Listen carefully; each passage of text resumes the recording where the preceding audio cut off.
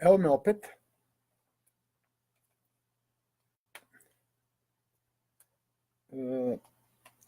Da napravim malu retrospektivu. Već decenijama unazad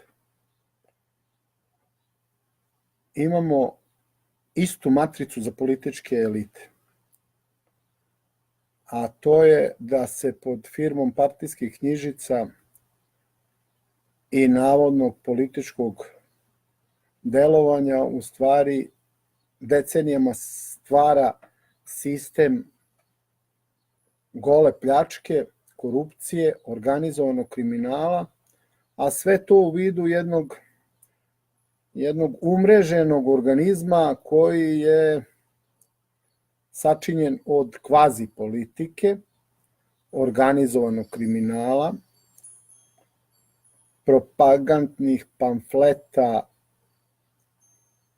tih organizacija i tih grupacija i naravno od početka nastojanje da u sve to se uključe ili da se svi oni isfiltriraju, odnosno ubace na razne načine u neke državne institucije i da te državne institucije u meri u kojoj uspeju zlopotrebljavaju zarad svojih ličnih interesa, a vrlo često i u obračunu sa onima koji su nepodobni, ne žele da ćute, ne žele da zatvaraju oči pred onim što očigledno vide ili pristanu na razne trule kompromise sa ovim grupacijama, odnosno sa tom kriminalnom piramidom koja decenijama unazad unesrećuje i raseljava narod na prostorima kojima mi živimo.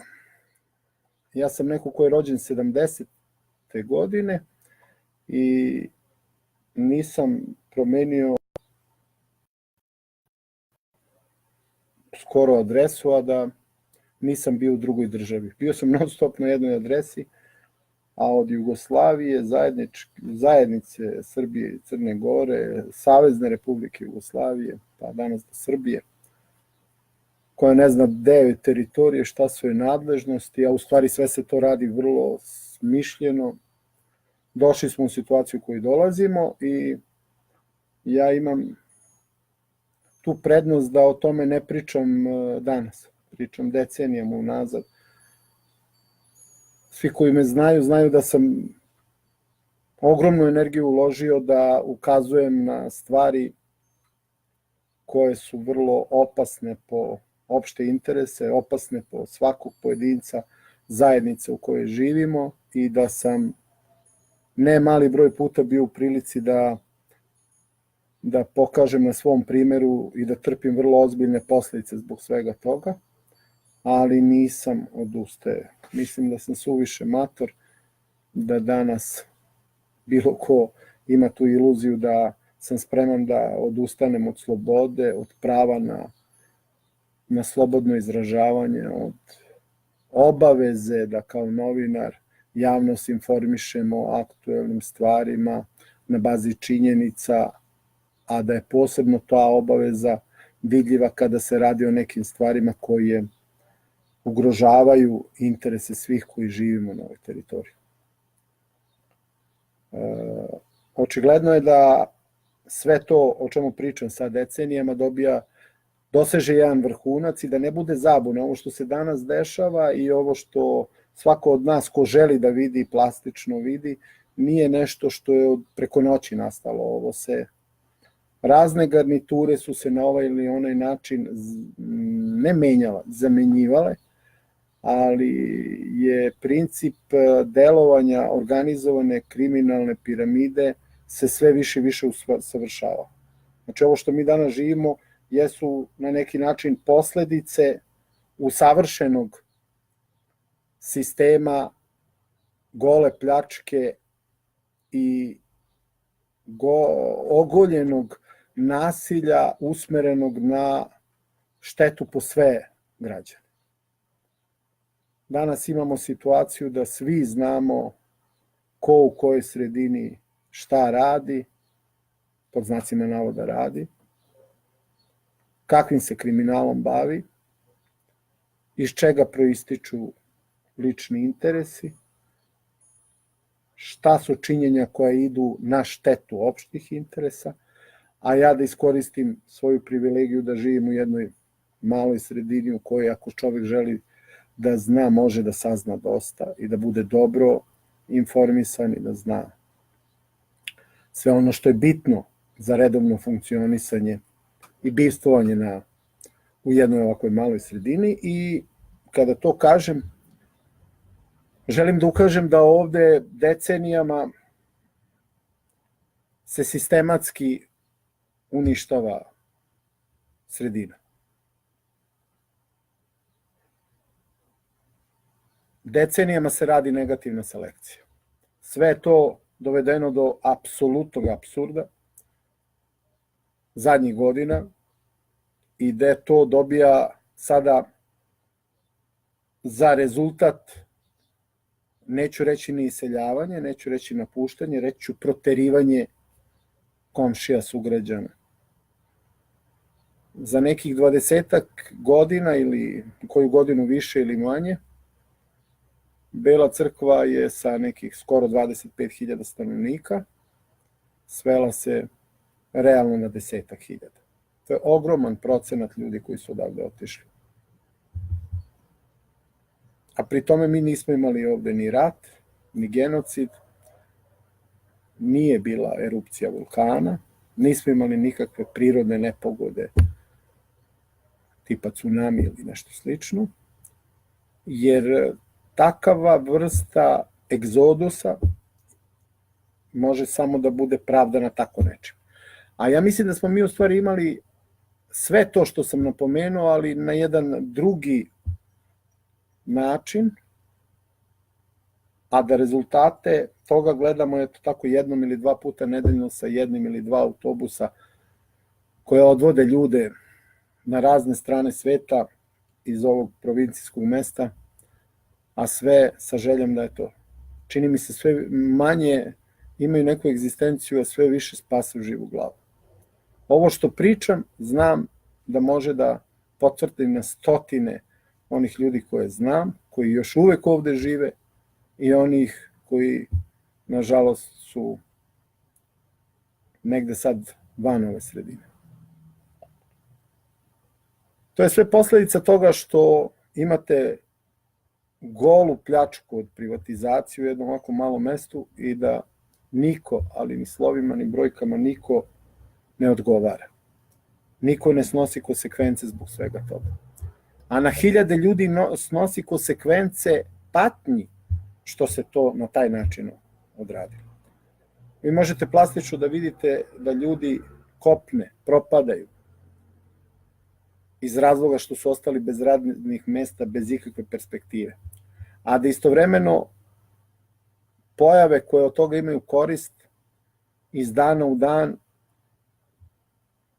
imaju sve više i neograničeno mnogo.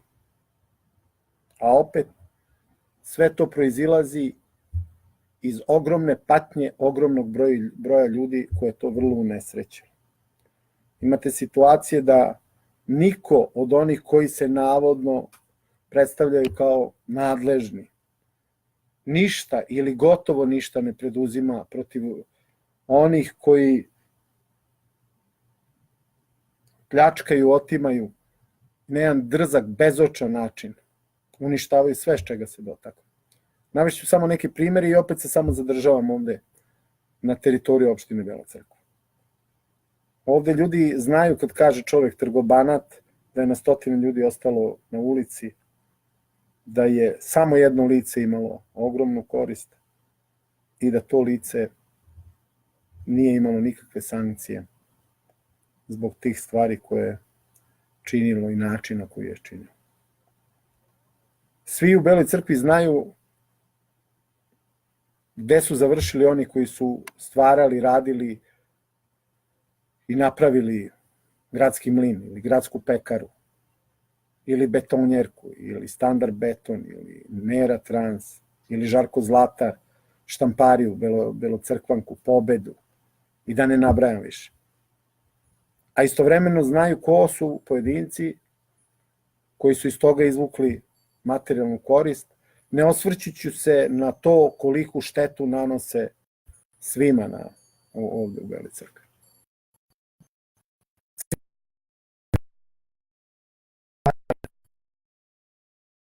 Javno poznata činjenica da je pre nekog vremena odvojena milijarda dinara, da je to predstavljeno kao veliki politički uspeh, da će konačno Bela Crkva i Belocrkvani da imaju gasovod i da imaju jeftine energent za hladne zimske mesece, a istovremeno da će to biti razlog više da se industrija pokrene koja navodno ne može bez tog gasa, odnosno ne može, to je činjenica, i lepo je da se ima, da te milijarde dinara više nema, a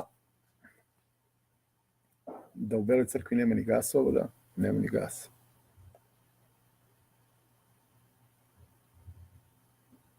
I nema niko ko je našao za shodno, a prima debelu platu u nadležnim državnim organima, po raznim kancelarijama i u raznim foteljama, da nam da odgovor šta je on za tu platu sa tim ogromnim zakonskim ovlašćenjima preuzeo kako bi sankcionisao takva kriminalna činjenja. Iste te koji primaju ogromne plate, kojima mi, građani, im dajemo, isti ti koji u tim kancelarijama uživaju sve blagodeti, isti ti koji za sebe traže ogromna ovlašćenja kako bi se borili sa kriminalom, ne mogu da objasne kako su se to borili i zašto su se izborili u slučaju nestanka 50 miliona dinara iz Belocrkvskog doma zdravlja, primarne ustanove za zaštitu zdravlja, koju su napravili i koja je osnovana novcem i materijalnim dobrima svih građana Bele Crkve.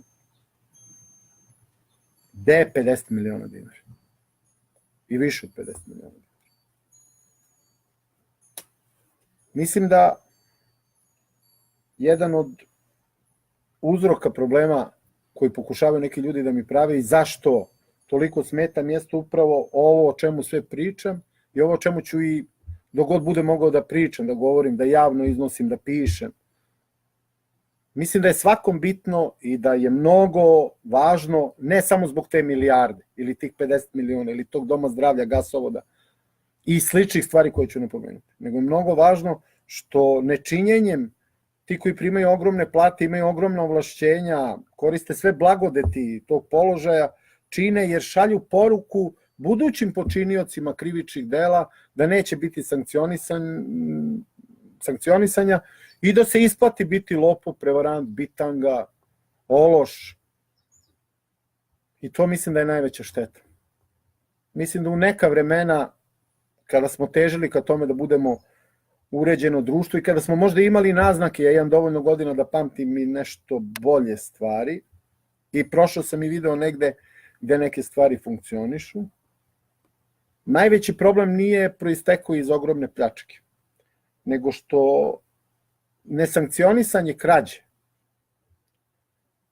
je sistem u kome sramota krasti prevodi u sistem i ja bi da mogu.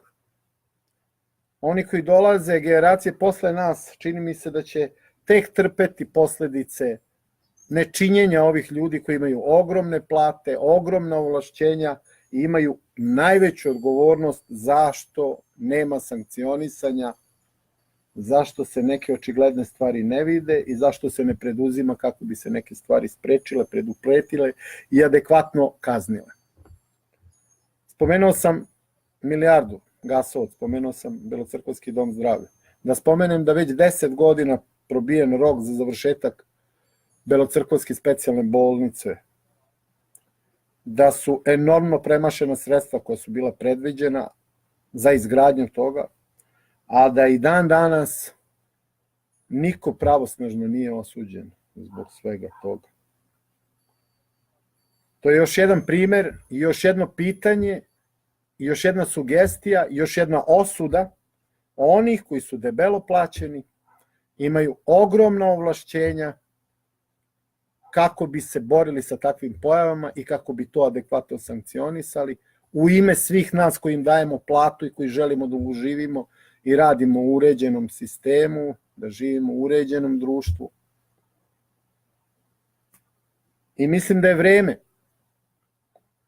da svi oni koji su primali plate, da svi oni koji primaju plate, da svi oni koji bi da primaju plate, da imaju ogromna ovlašćenja, da imaju ogromnu moć, da imaju instrumente s kojima treba da se bore protiv ovakvih pojava, konačno odgovaraju i da počnu da se odgovorno ponašaju. Odgovorno ponašanje zna da bude i jedna jednostavna stvar. Kada vidiš da nešto ne možeš, da nešto ne funkcioniše, da nisi sposoban, onda više ne primaš platu. Onda počneš nečim drugim da se baviš. Ima časnih poslova od kojih može da se živi. A nečasno je da se prima novac za nešto što se ne radi, a da pri tome najmanje je šteta taj novac koji se prima, mnogo je veća šteta od nerade i nepostupanja i nesposobnosti, neznanja, a nekad i kriminalne pozadine, zbog čega sve to tako izgleda.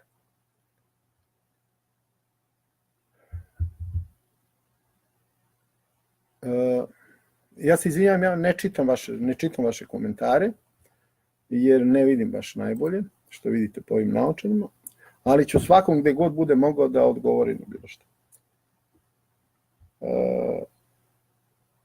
Da opet i to ne zaboravim, mislim da ovo puta to nisam spomenuo. Hvala svima vama koji brinete, hvala koji mi pružate podršku, hvala svima vama koji imate poverenje u mene i sada zaista intenzivno dobijam razne podatke i informacije koje ukazuju da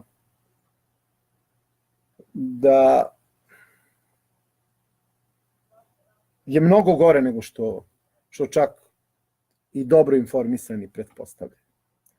I da mi se čini da izvršenje krivičnih dela više apsolutno sve samo nije incident. Mislim da to postaje apsolutno pravilo. Poruka koju šalje taj kriminalizovani sistem jeste da se zločin isplati, da se krađa isplati, da se pljačka isplati, da se otimačina isplati i tako dalje i tako dalje. Možda bi bilo dobro da ovog puta ovaj kontakt sa javnošću preko društvene mreže koja se zove Facebook iskoristim i da ponovim još jedno pitanje, a i da sugerišem nešto. Ko je organizovao i ko je ubio Olivera Ivanovića? Pitanje postavljam svim nadležnim ili oni koji se zovu da su nadležni. Još uvijek zovu da su nadležni.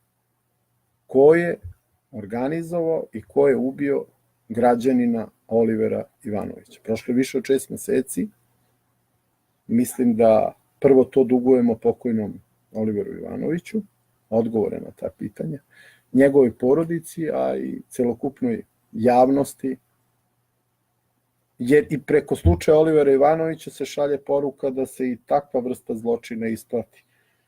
Jer evo 6 meseci je prošlo kako čoveka Olivera Ivanovića, kako oca, kako muža, kako brata Olivera Ivanovića, prijatelja Olivera Ivanovića nema među nama, a da oni koji su za to zaslužni se nalaze na slobodi i čini se da su njegovim ubistvom sebe doveli u položaj ne da se plaše, nego da se drugi plaše od njih. Kada spominjem Olivera Ivanovića, da kažem neke važne činjenice. Olivera Ivanovića su nedvosmisleno ubili isti oni koji su mu upalili auto u izbornoj trci u kojoj je poslednji put učestvovao. Oliver Ivanović je smetao najviše onima koji su navikli da se njihovi nalozi bespogovorno izvršavaju, pre svega na severu Kosova. Oliver Ivanović o pretnjama i njegovoj ugroženosti je obavestio sve koji su o tome trebali da znaju i imali moći da preduzmu nešto kako bi se tako nešto sprečilo. Oliver Ivanović je ubijen od strane onih a ovde ne pričamo o izvršiocima, nego o organizatorima njegovog ubistva, koji su tada, pre ubistva i danas nakon ubistva, vrlo često u kontaktima sa ljudima koji su direktni eksponenti vlade Republike Srbije i Republike Srbije u Severnoj Mitrovici.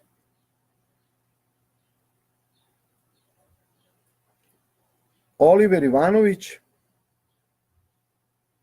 mislim da je u glavama onih koji su izvršili taj kriminalni čin bio prava adresa za slanje poruke svima onima koji bi hteli da budu samostalni, da imaju svoje oči, svoju pamet, svoju misao.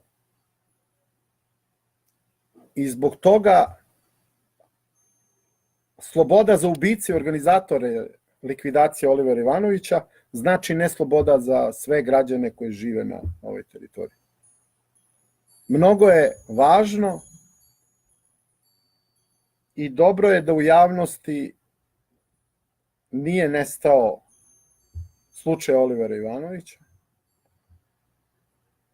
Samo je važno da taj slučaj niko ne zloupotrebi, a neki su ga zloupotrebljavali u političke svrhe, jer likvidacija Olivera Ivanovića, sigurno, ja to tvrdim odgovorno, nije čin ni Srba, ni Albanaca, ni političara, ni vernika, nego je čin klasičnog zločina koji ničim ne može da bude opravdan. Mislim da sam se malo sada obratio vama, imam nešto da kažem, pa ćemo da se opet vidimo dok god budemo mogli da se vidimo. Pozdrav iz Bele Crkve i do skorog viđenja. Moram staviti naočare da bi ovo mogao da prekinem, jer toliko loše vidim. To je to. Ćao. Poruke. Hvala za kontakt, hvala za brigu. Vidimo se do skorog viđenja.